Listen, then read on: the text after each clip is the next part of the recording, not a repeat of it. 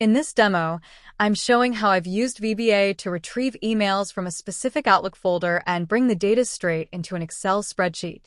I start in Outlook, where I've created a folder called Email Example.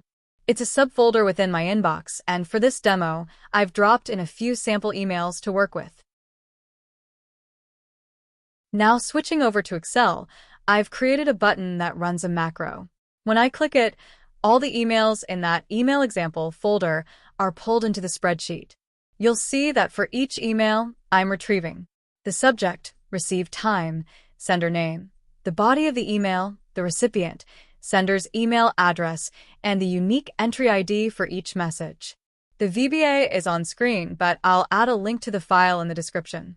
As you can see in the comments, I've included different examples of how you can target either the default inbox, a named subfolder, or even a subfolder within another subfolder, all just by adjusting that set folder line.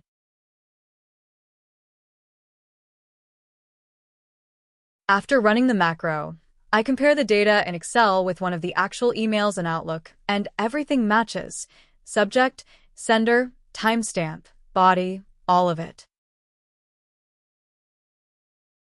To take things a step further, I demonstrate how you can reopen an email using the unique entry ID that was pulled through. Here's the second macro I use. I paste in one of the entry IDs from the spreadsheet, run the code, and as expected, the exact email opens in Outlook. That's it.